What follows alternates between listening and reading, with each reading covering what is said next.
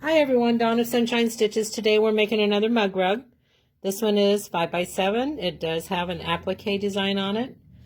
On our fabric, I added an iron-on stabilizer, a lightweight.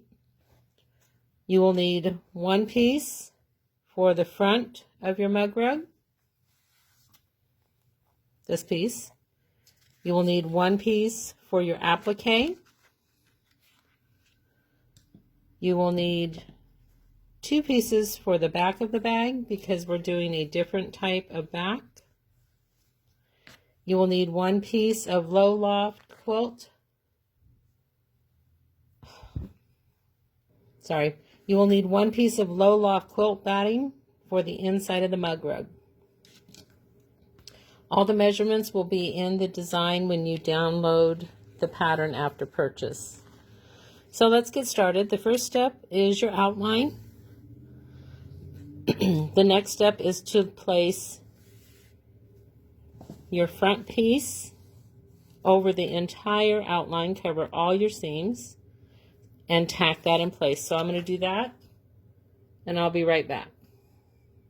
Okay, we tacked down our piece. Now we're going to do the outline of where the applique is going to go. I'm going to do that and I'll be right back. Okay, there's the outline of where our applique is going to be placed. And again, you can use fabric or vinyl. Cover your entire applique area, stitch that in place. Okay, there's the outline. And I'm going to trim it very closely so we can add the satin stitch. I'll be right back. Okay, the applique is all trimmed. Now we're going to add the satin stitching. When you're trimming your applique, make sure you leave the tabs on the ends of the ribbons. You need those to fold into your side seams. So I'm going to satin stitch this and I'll be back. Okay, all of our detail stitching is done around our bow and satin stitching. Working on the back of your hoop. Add your low loft quilt batting. And you're going to want to tape this in place because we're going to add the quilting stitches. So I'm going to do that and I'll be back.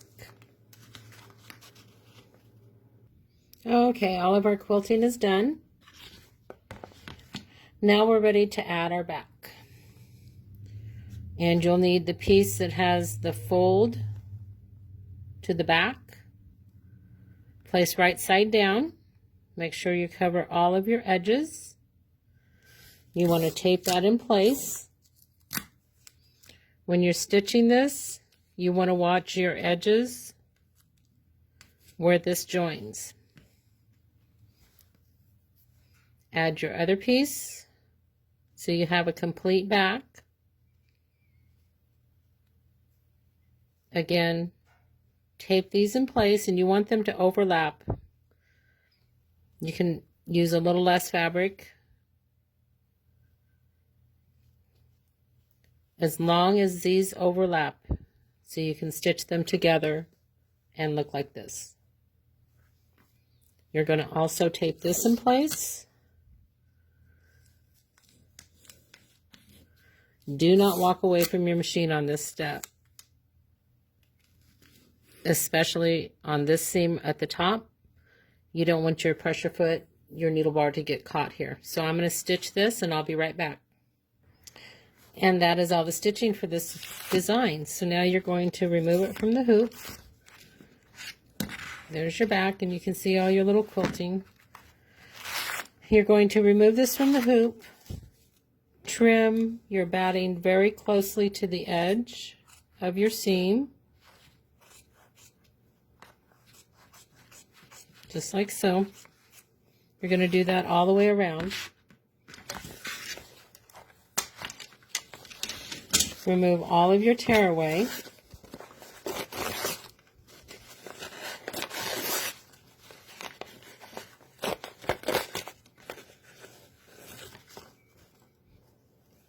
I'm going to finish trimming this and I'll be right back. Okay, so it's trimmed on the back. Be careful not to cut your seam when you're cutting your batting. And I left about 1/4 of an inch all the way around. Now you're going to turn your bag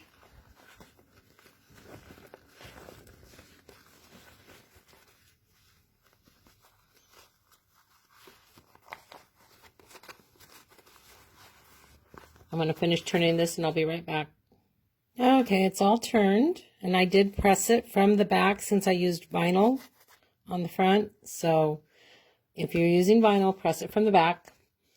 There's your seam in the back, and you're just going to use a hidden blanket stitch, and it'll be just like that.